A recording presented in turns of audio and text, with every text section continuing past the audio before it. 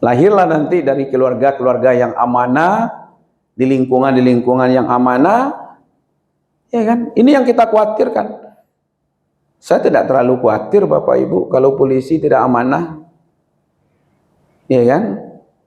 Karena memang mereka tidak kita yang mendidiknya. Tapi kita khawatir ini pikul kita ada anak-anak kita yang di bawah kita betul nih akan diminta pertanggungjawabkan. Apakah nanti akan diminta pertanggungan Bapak Ibu? Kenapa dulu Ustaz tidak amanah? Ibu ditanya enggak? Enggak. Tapi yang ditanya Pak anak. Oke. Dalam kondisi ini banyak anak-anak itu yang sayang ikutnya pada orang tua.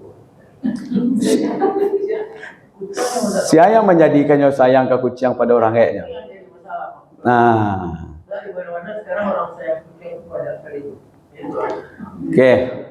Kenapa anak-anak lebih sayang ke kucing pada mamahnya, pada papahnya? Nah, pertanyaannya, dulu apa kita berikan kasih sayang penuh enggak kepada dia? Lain tak sibuk saya buat keraja dulu. Pagi pulang malam, mereka banyak sibuk loh. Sudahlah di rumah, ya kan? Pagi gua, pulang sore, malam pelok kelapau, pelok kamari. Kini tak ada kasih sayang anak kawak. Lain tak ada masalah gitu ha. Ya kan?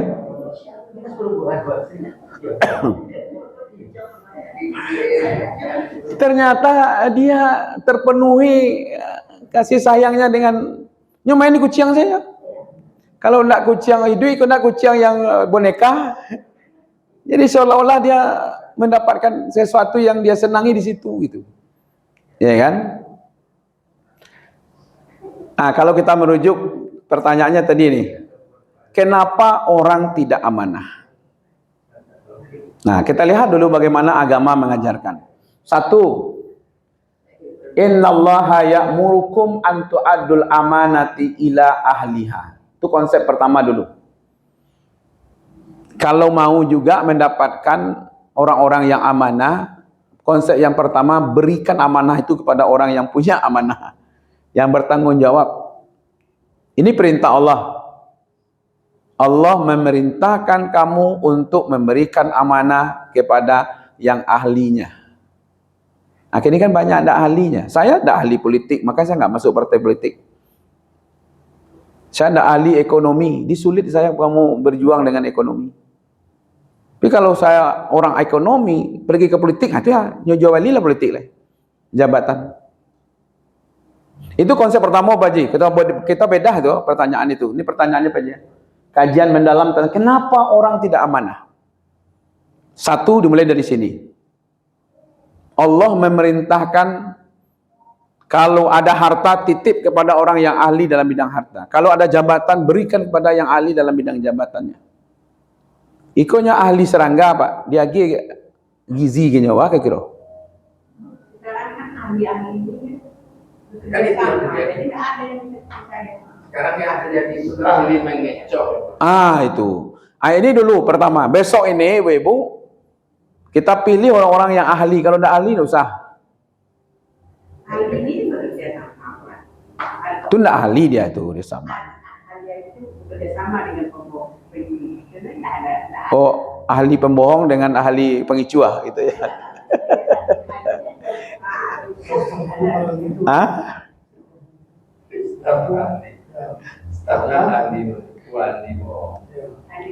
Oke, akar pertamanya di sini.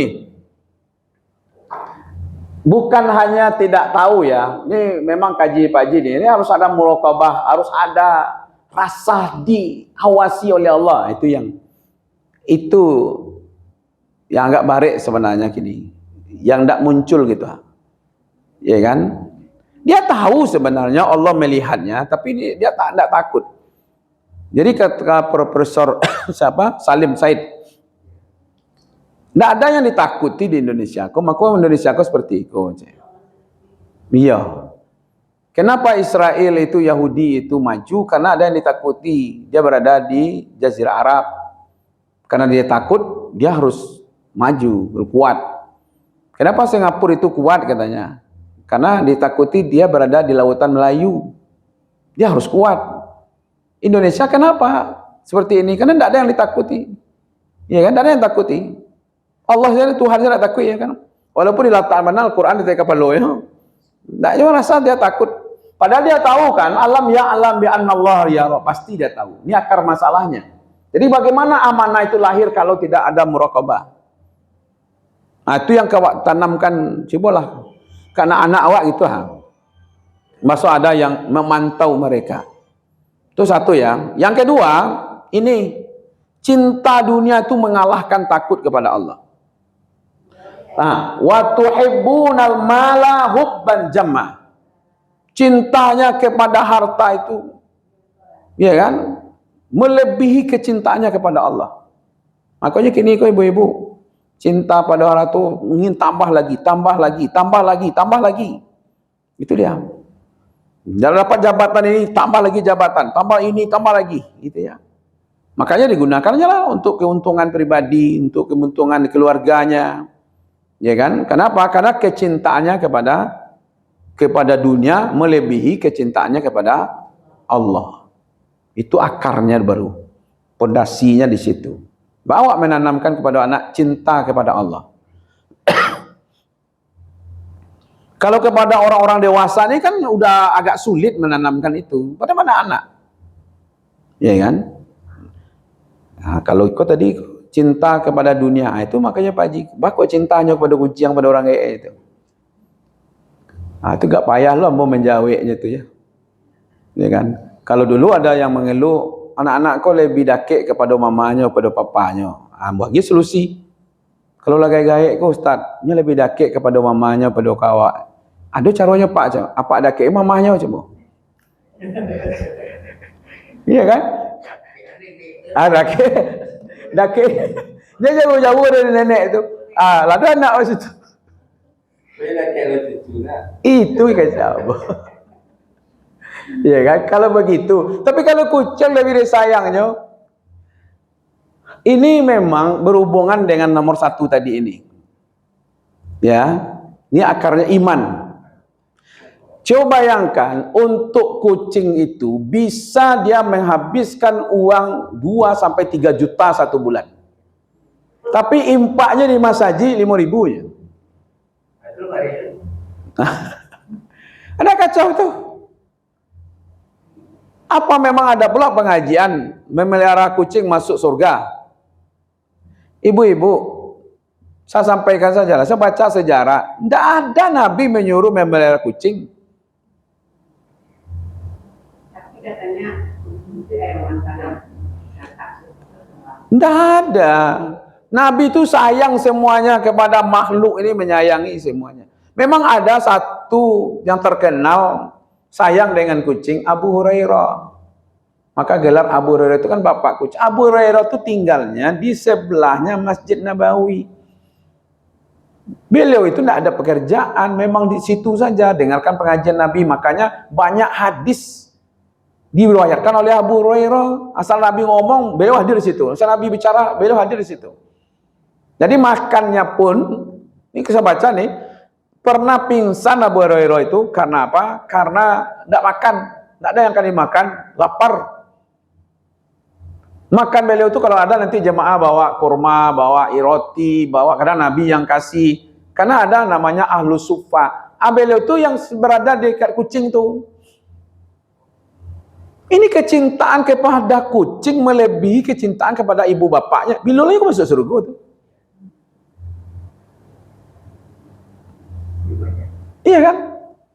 Tidak ada perintah dari Nabi, peliharalah kucing. Ini kucing kesayangan Nabi. Memang bapak bandehnya tidak kesayangan Nabi. Ya umat ini kesayangan Nabi. Yang ditanya Nabi dulu menjelang berapa waktu menjelang meninggal, bukan waktu meninggal. Umati. Tidak ada dibilangnya kucingku. Tidak ada. Ya Allah. Peliharalah, tapi jangan melebihi kapasitas sebagai pemeliharaan hewan gitu. Iya kan? Kalau memang sudah ada kasus lebih cinta, dan itu nyata. Kalau kucingnya sakit, langsung malam-malam ke dokter. Tapi kalau anaknya besok tunggulah. Ya kan? Ada pula yang cintanya kepada anjing. Pagi-pagi lah, ada anjing dia makan talua dua tu. Di mandian dulu, nah ada je seperti itu. Ya, orang sebagai solat masjid dia ngeri anjing. Entah inyo mairi anjing, entah inyo diri anjing pani. Nama betul kau, mairi anjing tu diri anjing. Karena inyo macam dia gang anjing tu kan. Kecintaan tadi itu melebihi kita, kecintaan kepada dunia melebihi kepada Allah, kepada agama. Sehingga dia bentuknya, hartanya itu tidak akan dipertanggungjawabkan di sisi Allah. Summalatus alunna yauma izin anit naim. Itu yang kedua ya, kecintaan kepada dunia mengalahkan ketakutan kepada Allah. Yang ketiga, ini nafsu. Inna nafsa la amaratu bisu. Ada nafsu yang selalu mengajak mereka, menyuruh kejahatan. Kecuali nafsu yang birahmat, ada rahmat di situ. Aduh, Pak. Dalam diri itu mengajak buruk tari, ngajak wak malih, mengajak wak nak mau pai, mengajak wak mangalo pai, mangalo iko, mangalo tu dibantu, mangalo tu tolong iko. Ada tu yang ngajak seperti itu. Ya kan? Ada. Ya kan? Ada Pak, aduh saketek. Ya kan? Oh, lah sadonya orang lah maklum situnya. Kinilah dunianya model itu. Siapa hendak kamu model itu kini? Atu nafsu tu. Ya kan? Ya biasa situnya bu. Keadaan kini kau kalau luluri malah biasa. Ya tak? Kalau ingin dapat anak awak jadi di pegawai ya ikutlah gelombangnya seperti itu. Nyolah lah apa nyolah model itu dunia lah model itu kini. Itu nafsunya Pak. Cinta dia itu. Nafsu tadi yang menggerakkan mereka. Aduh, nih ayat surah Yusuf kan. Inna nafsa amaratu bisu. Jangan ibu kira Yusuf itu tidak suka dengan Zulekha. Suka. Iya kan? Lahama biha. Yusuf, Zulekha suka kepada Yusuf, Yusuf suka kepada Zulekha. Cuman ada burhan, ada kode dari Allah. Itu yang rahmat tadi itu. Allah yang menegurkan. Karena Yusuf lelaki normal. Ya kan? Zulekha itu cantik. Masih muda. Jangan dikira Zulekha itu udah tua. Masih muda. Suaminya gubernur Mesir. Ya kan? Itu udah tua. Gitu. Jadi bukan apa-apa. Kalau tidak ada burhan itu kode. Allah yang mengkode, memberikan petunjuk. Ini tidak benar. Itu tadi kalau akal otak masih hidup, masih sehat, hati masih sehat, pastinya ada connect di situ. Ini tidak benar, ini kamu hancur nanti kalau dilakukan seperti ini kamu jatuh nanti, ini kamu tumbang nanti. Itu dibisikkan tuh. Tapi kalau tidak lah, kau bisikkan tawi, biasa itunya. Labit tu lo dunianya kini, kalau labit tu ada dapat lo, orang saya taruh ke dapat. Kalau tidak ikut lo model itu tu orang saya dapat taruh. Itu bisikan ilham atau apa? Nafsu setan. Kalau bisikan yang kepada buruk itu setan. Kalau bisikan nanelo, ya kan, jangan leh kecanya. Beko jatuh awak, tumbang awak, hilang kemuliaan awak. Biarlah hidup seperti ini, dasar sabar. Itu namanya bisa ilham, bisa melekat. Ya kan? Wala takhafu wala tahzanu. Jangan takut lo lai. Jangan tetap dia rasaki awak juga. Ya kan? Nafsu. Nah ternyata tadi juga di nafsu itu dikendalikan. Gitu ya. Nah ini tidak merasa bahwa amanah akan dipertanggungjawabkan itu ya. Tidak merasa. Padahal ditanya harta dari ma apa gunanya, yang dilakukan jabatan yang kau dulu, ilmu yang kau berikan lagi dimamakan apa enggak, bagaimana kepercayaanmu dijaga apa enggak, itu ditanya, seluruhnya ditanya, ikut anda ada rasa di. Tapi kalau ditanya manusia, lain stres rempaknya macam lihat. Ketika berbuat maksiat tidak stres, tapi kalau ditipu panggilan dari manusia, banyak stres. Dulu ada kasus di suatu tempat, Komisionernya diundang saja Bu untuk memberikan klarifikasi. Ada mam saja tu. 5 memberikan surat yang sama, alasannya sama loh. Tidak sehat. Nah, ketika korupsi sehat saja, ketika dipanggil tidak sehat, saya alasannya itu modelnya. Iya kan? Nah, khianat. Ini memang dari hati yang rusak. Ini berpengaruh ini. Nah, itu memang hatinya bana. Oh, ternyata ibu-ibu, bapak-bapak, ketika orang berbuat dosa, itu hatinya rusak. Terus berbuat dosa, tertutuplah hatinya.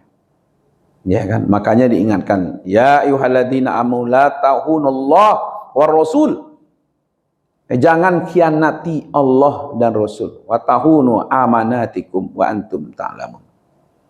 Wa antum ta'lamun tu ibu-ibu dimaknai sebenarnya bahwa dia tahu kalau ikut amanah, tapi di hatinya tadi dia kan kalah oleh nafsunya sehingga dia tetap saja tidak amanah. Ini sebenarnya ingatan gitu. Contohnya begini. Orang yang tidak amanah itu bukan tidak tahu kalau itu salah. Tahu dia salah, Pak.